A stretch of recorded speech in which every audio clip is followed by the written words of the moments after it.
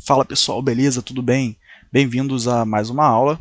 Tá? Nessa aula nós estamos aqui agora na aula 2, né, do curso básico de C++. Antes de dar continuidade, eu queria te pedir para deixar aí o seu like, ativar o sininho, se inscrever, tá? Para a gente poder continuar crescendo aí e levando conhecimento para mais pessoas e para esse Brasilzão afora, beleza?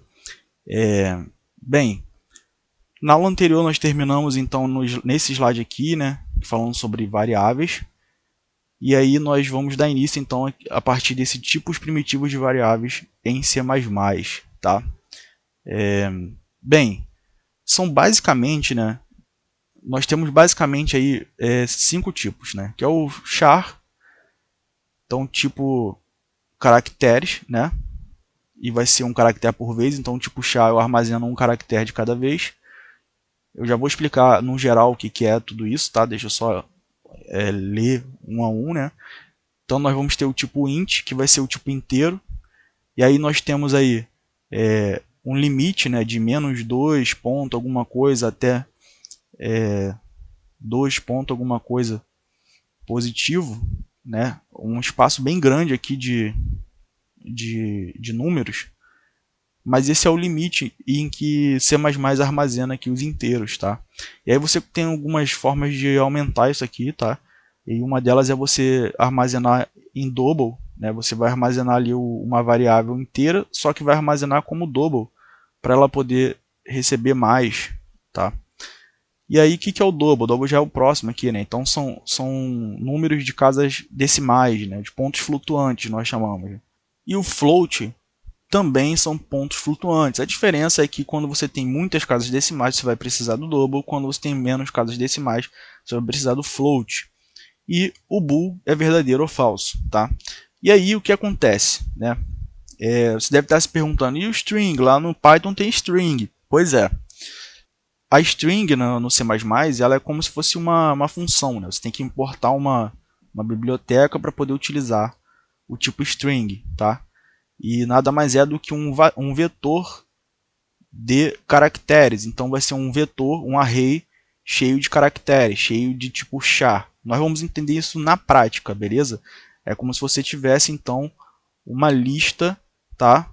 Com várias letrinhas dentro, tá? Em cada posição uma letra. Então, se eu tenho uma palavra de 5 letras, eu vou ter uma lista de, na verdade, 6 espaços, porque o último é nulo, tá? Nesse caso, então, a string não é um tipo primitivo. O tipo primitivo é o char, beleza? Aí você deve se perguntar, poxa, então, veja bem, se o float é ponto flutuante, o double é ponto flutuante e o inteiro eu também posso armazenar em ponto flutuante, sendo que o float e o inteiro são limitados e o double ele tem um número maior que eu posso armazenar, um espaço maior que eu posso armazenar, por que não matar então o int, o float e ficar apenas com o double? Assim a gente fica com 3 tipos primitivos apenas, o char, o double e o bool. Né? Seria um pensamento até interessante, mas o que acaba acontecendo é o seguinte, né? Quando você programa, você tem que pensar sempre na otimização do seu programa. Né? Então, se eu for programar, se eu for criar um programa onde todas as variáveis numéricas ali forem double, eu vou estar reservando uma porta de armário, lembra da analogia da aula anterior? Uma porta de armário muito grande. Tá? Então, a ideia é eu reservar sempre o menor espaço possível para não precisar ocupar muito espaço desnecessariamente. Tá? Ficar lá aquele espaço vazio lá declarado e eu não vou colocar nada lá. Então, eu não tenho necessidade, por exemplo, de armazenar, de pegar um espaço para 100 chuteiras se eu só vou ter uma chuteira no meu vestiário. Tá? Então, lembrando lá a analogia da aula anterior, se você não assistiu, volta lá, assista para você ter um entendimento melhor dessa aula aqui. Então, é por isso que existem essas variáveis que armazenam o mesmo tipo de número praticamente, porém com limitações. Tá? Então você vai reservar um espaço menor na memória. Então você vai criar um programa e você sabe que aquele número ele vai chegar um momento, né, em que ele vai ter que armazenar números gigantescos que passam do limite do int, aí você usa o double. Mas se você está criando um programa onde você sabe que aquele número que você está utilizando né, aquela variável que armazena números, não vai armazenar números tão grandes, então você utiliza o int ou o float, tá? É por questão de otimização. E o bool é verdadeiro ou falso, né? Então ele vai sempre ser utilizado ali para verificar se um elemento é verdadeiro ou falso, geralmente utilizado ali em condições, né? Modificadores de tipo. Então, além daquela situação de você poder utilizar o inteiro, né, num double, para aumentar ali o limite dele, nós temos outras coisas aqui, outros limitadores aqui, modificadores, perdão. Então nós temos o short, que vai diminuir a quantidade de números que uma variável pode armazenar. Temos o long, que vai aumentar a quantidade de números de uma variável. Temos o signed, que no caso se queremos números positivos e negativos. E temos o unsigned, que no caso aqui é quando nós queremos somente números positivos. Isso vai aumentar ali o limite ali do int, por exemplo, né? Ele vai tirar todos os números negativos e vai jogar para frente. Operadores aritméticos. Então nós temos aqui o de soma, temos o de subtração, temos o de divisão e o de multiplicação. Bem parecido lá com o Python. Temos outros também que eu não vou trazer agora. Nós vamos ver na prática, que vai ser mais tranquilo de entender. Tá? Mas esses aqui são os operadores básicos. Lembrando da ordem de precedência. A ordem de precedência, né? nós sempre vamos executar divisão ou multiplicação primeiro.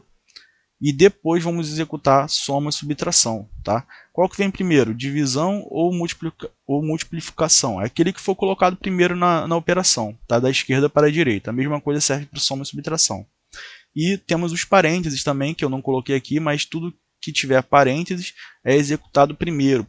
Executa primeiro tudo que tem dentro do parênteses e depois executa o que tem fora, beleza? Mas nós vamos entender melhor isso aqui na prática. E temos os operadores relacionais. O que é operador relacional? Nada mais é do que um tipo de operador que vai criar uma relação entre um elemento e outro. Então, por exemplo, eu tenho ali o x valendo 3, né? Logo aqui em cima tem o x valendo 3, tem o y valendo 9. Tá? Então, o x recebeu 3 e o y recebeu 9. Quando eu tenho igual, igual, né? O que eu estou fazendo aqui? Eu estou fazendo nada mais do que um sinal de igual. Então, eu estou fazendo uma comparação, estou comparando se x e y são iguais. Tá? Nesse caso aqui, x e y, perdão, eles são diferentes. Então, essa afirmação x igual y, ela é falsa. Beleza? Logo depois aqui nós temos uma exclamação igual, que significa diferente. Tá? Então, quando eu quero comparar uma coisa com a outra e saber se elas são diferentes, eu vou colocar aqui, por exemplo, o x, exclamação igual, y. E aí, como x é 3, né, e y, x são 3 e y 9, logo eu tenho que, sim, esses elementos são diferentes. Então, essa afirmação de x diferente de y, ela é verdadeira. Tá? Aqui embaixo nós temos um outro sinal que nós já conhecemos aí na matemática, que é o sinal de maior. Tá? Eu tenho um macetezinho aqui, eu corto, onde está passando o mouse aqui, eu corto na minha cabeça, faço um tracinho. E aí quando vira 7 é o sinal de maior. E quando vira 4 é o sinal de menor. Assim eu não esqueço nunca. Tá? E beleza. Bem, x é maior do que y? Não, né? Porque x é 3 e y 9. Então, essa afirmação aqui é falsa. Já na seguinte, x é menor que y. Sim. Então, essa afirmação é verdadeira. Né? E aqui embaixo nós temos o maior ou igual e o menor ou igual. Tá? Então, segue a mesma lógica aí, a mesma lógica dos outros. A única situação aqui que eu gostaria de observar, você deve estar se perguntando por que dois sinais de iguais, né? Se você nunca programou, você vai achar isso aqui estranho. Por que não só o sinal de igual ali sozinho para poder fazer a comparação igual a, né? Muito simples, né? Aqui em cima nós temos então como se fosse uma variável sendo declarada. Então nós temos x, claro, não é só isso aqui no C++, tem que declarar o tipo também. Então nós temos x recebendo ali o valor 3. Nós temos o y recebendo o valor 9. Ou seja, nós temos o igual aqui, que vai servir como um sinal de atribuição. tá? Então ele vai atribuir um valor a uma determinada variável. Logo, se eu já tenho uma funcionalidade para esse sinal, eu preciso então ter um sinal diferente para o igual, né? Então né, foi colocado aí então um sinal de igual a mais para a gente entender que nesse caso aqui não é um sinal de atribuição, e sim um operador relacional, beleza? E por fim, nós temos aí a tabela verdade. O que é a tabela verdade na programação? Isso aqui é muito importante, tá? Muito importante mesmo para a gente entender legal aí mais para frente como funcionam as condições, né, do nosso programa, os nossos if e else que vocês vão aprender mais para frente, e o while, etc, né, o nosso for, tudo isso aí nós dependemos de condições, então é importante entender como funciona a tabela verdade, mesmo que você não decore como funciona, porque não é o caso de decorar também, mas é importante você entender como funciona. Que aí qualquer dúvida você vai lá e faz uma tabelinha rapidinho lá, no lápis mesmo, e você vai saber se é verdadeiro ou falso, tá? Então aqui eu tenho o elemento A e eu tenho o elemento B. Beleza. E aqui eu tenho as várias situações, onde o elemento A é verdadeiro ou falso, onde o elemento B é verdadeiro ou falso. E eu tenho aqui alguns sinais aqui, que são operadores lógicos, são chamados de operadores lógicos, tá? Eles são operadores lógicos justamente porque eles fazem essa comparação entre verdadeiro e falso. Então, quando eu tenho esses dois eixos comerciais aqui, um seguido do outro, em C++ eu tenho o AND. Já vou explicar o que é. Quando eu tenho esses dois pipelines aqui, eu tenho o OR. Tá? Quando eu tenho esse sinal de circunflexo, eu tenho o OR exclusivo, ou o XOR também, muita gente chama de XOR. Quando eu tenho essa exclamação, significa que eu estou colocando um NOT aqui na frente, estou invertendo o valor. Então vamos entender agora na prática. Tá? O que é o AND? AND em inglês, né? Vamos acostumando já, né? Porque a linguagem de programação é sempre em inglês. Então, quando nós temos aqui o AND, né, significa que, vamos lá, eu tenho A e B. Ou seja, ele só vai ser verdadeiro quando o A AND, ou seja, o A e o B forem verdadeiros. Logo, ele vai ser verdadeiro. Logo abaixo, nós vemos que o A é verdadeiro e o B é falso. Então, está errado aqui essa tabela.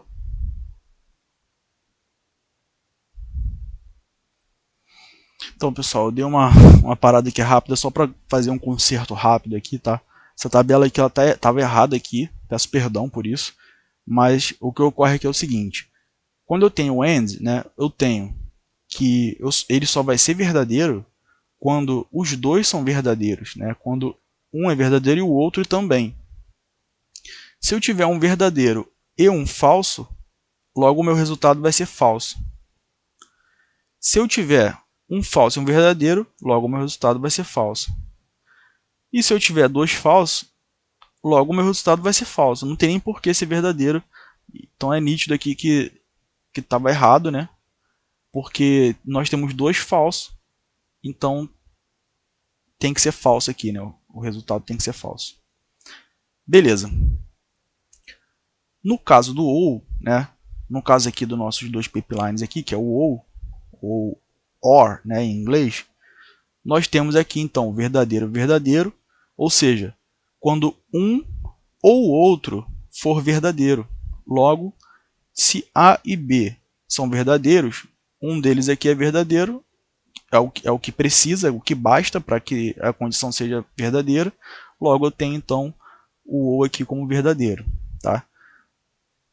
Se eu tenho verdadeiro e falso, né, no caso A verdadeiro e B falso, logo eu tenho um ou outro verdadeiro, né? O A aqui é verdadeiro, então o nosso resultado é verdadeiro. Tá? Se eu tenho o A e o B, né, o A sendo falso e o B sendo verdadeiro, mais uma vez eu tenho um ou outro verdadeiro. Então eu tenho mais uma vez aqui o resultado verdadeiro. Contudo, quando eu tenho falso com falso, eu não tenho nenhum nem outro verdadeiro, então o meu resultado vai ser falso. Tá? E esse circunflexo, né, que é o nosso ou exclusivo. Então eu tenho aqui a seguinte situação. Ele só vai ser verdadeiro quando tiver um ou outro como verdadeiro. Qual é a diferença do ou, né? Porque, veja bem, aqui nós já vimos a diferença. Quando é o ou, ele pode ser um ou outro, ou os dois, tanto faz. Tá? No caso do ou exclusivo, ele não pode ter os dois verdadeiros. Ele tem que ser exclusivamente um verdadeiro e o outro falso. Tá? Então nós temos aqui verdadeiro e verdadeiro, logo vai ser falso, porque ele não tem aqui uma exclusividade, beleza? Em seguida aqui nós temos verdadeiro e falso, então nós temos que apenas um é verdadeiro, ele é exclusivo, então ele é verdadeiro aqui o resultado. Mais uma vez temos um falso e um verdadeiro, nós temos mais uma vez aqui um verdadeiro exclusivo, só tem ele como verdadeiro, o outro é falso, logo nós temos o verdadeiro como resultado. E, por fim, nós temos aqui falso com falso, vai dar falso sempre, né? Nesse caso aqui de ou exclusivo, ou no AND, vai dar sempre falso, tá? Beleza. Nós temos agora aqui esse sinal de exclamação aqui no elemento A. O que isso quer dizer? Eu tenho aqui o elemento A, que é verdadeiro, né, nessa linha aqui, e logo, quando eu tenho a exclamação antes do A, eu estou negando esse resultado, eu estou dando eu chamo de not, né? Então, ele está fazendo aqui uma inversão do valor, então o verdadeiro passa a ser falso. A mesma coisa serve para o B, onde é verdadeiro passa a ser falso. Então nós vemos aqui na próxima linha que onde é verdadeiro passa a ser falso, onde é falso passa a ser verdadeiro, e por aí vai. Onde é falso passa a ser verdadeiro, onde é verdadeiro é falso. Ele simplesmente inverte os valores. Tá? Então sempre que você vira aí o ponto de exclamação, você pode entender que ele está invertendo o valor daquele elemento de verdadeiro para falso ou de falso para verdadeiro. Então é isso, pessoal. A aula teórica finaliza por aqui, né? Nossa segunda aula e última, assim espero. A não ser que mais para frente eu veja a necessidade de inserir mais alguma aula teórica aqui no curso. Mas por enquanto, nos meus planos, só temos essas duas aulas teóricas aí. O restante vai passar a ser aula prática. Então a partir de semana que vem, nós vamos colocar a mão na massa aí e estudar C++, beleza? Volto a lembrar, né, para se inscrever no canal caso você não esteja inscrito, deixe o seu like, compartilha, tá? Para aquele teu colega lá de faculdade que está com a disciplina de C++ lá na faculdade, está com dificuldade, então esse curso vai ajudar bastante. E dá uma olhadinha na descrição aí que sempre tem coisa boa, tem sempre coisa bacana aí que vai ajudar tanto a você quanto o canal a crescer cada vez mais. Valeu, pessoal, um grande abraço, bons estudos e até a próxima.